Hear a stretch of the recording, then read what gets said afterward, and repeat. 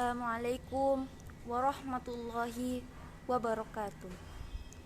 Puji syukur kita panjatkan kehadirat Allah Subhanahu wa taala yang telah melimpahkan rahmat dan karunia-Nya sehingga kita dapat diberi kesempatan untuk membuat tugas MIT dalam mata kuliah Sejarah Peradaban Islam. Salawat serta salam tak lupa kita curahkan kepada junjungan Nabi Muhammad SAW yang telah mengeluarkan kita semua dari zaman kemaksiatan menuju zaman yang terang benderang seperti sekarang ini. Pada kesempatan ini, saya akan membawakan ceramah singkat yang mengenai meneladani dakwah Rasulullah SAW di Madinah. Ibu pembimbing yang saya hormati serta teman-teman semua yang saya cintai. Sebagaimana yang telah kita ketahui, Rasulullah SAW melakukan hijrah dari Mekah ke Madinah atas perintah Allah Subhanahu wa taala. Dikarenakan kondisi Mekah dan kekejaman kaum Quraisy semakin meningkat. Hijrah yang dilakukan oleh kaum muslimin secara sendiri-sendiri dan kelompok kecil. Kemudian disusul oleh Rasulullah SAW ditemani Abu Bakar menuju Madinah. Allah Subhanahu wa taala berfirman yang artinya, dan orang yang berhijrah karena Allah setelah mereka dizalimi, pasti kami akan memberikan tempat yang baik kepada mereka di dunia. Dan pahala di akhirat pasti lebih besar sekiranya mereka mengetahui, yaitu orang yang sabar dan hanya kepada Tuhan mereka bertawakal. Quran Surah An-Nahl ayat 41 dan 42.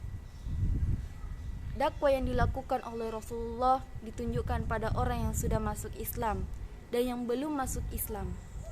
Strategi dakwah Rasulullah SAW periode Madinah adalah dakwah dimulai dari diri sendiri. Sesuai dengan petunjuk Allah Subhanahu wa taala, dakwah hukumnya wajib bagi umat Islam dengan niat ikhlas dan bertujuan membentuk masyarakat madani di Madinah.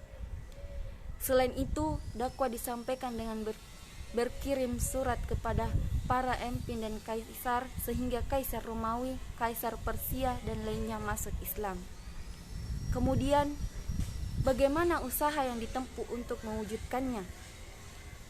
Usaha yang ditempuh untuk mewujudkannya adalah seperti membangun masjid, mempersaudarakan antara kaum muhajirin dan ansar seperti Hazar bin Abdul Muttalib dengan Zaid bin Harizah.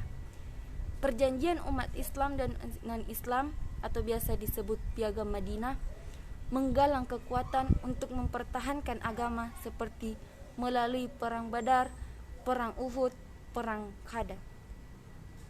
Ibu pembimbing yang saya hormati serta teman-teman semua yang saya cintai.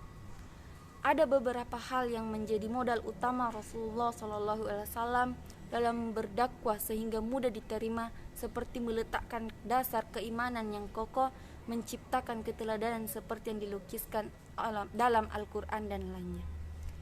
Kemudian didukung dengan kepribadian Rasulullah SAW sebagai hendaknya yang pemberani, tidak memisahkan antar ucapan dan perbuatan, fasih lidahnya tawadu dan lainnya.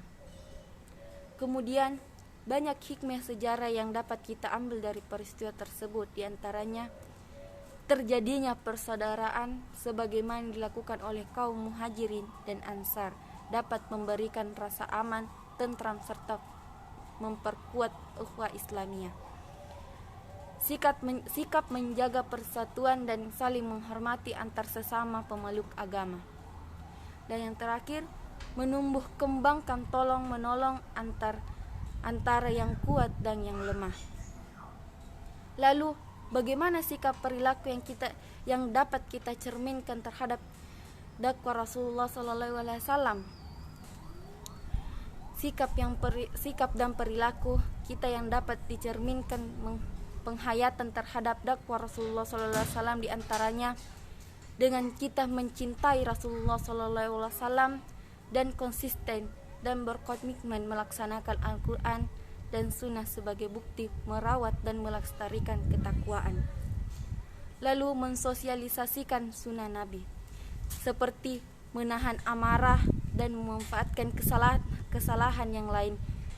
Kemudian gemar membaca buku, termasuk buku sejarah, khususnya sejarah Nabi Muhammad SAW dan para sahabatnya.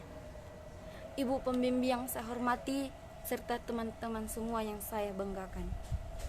Untuk itu, kita sebagai umat Islam harus dapat mencerminkan penghayatan kita terhadap dakwah Rasulullah SAW, sehingga kita dapat lebih mengetahui serta menghayati peristiwa yang telah terjadi. Demikian ceramah singkat dari saya. Mohon maaf bila ada kekurangan atau salah kata. Wabillahi taufiq wal hidayah. Wassalamualaikum warahmatullahi wabarakatuh.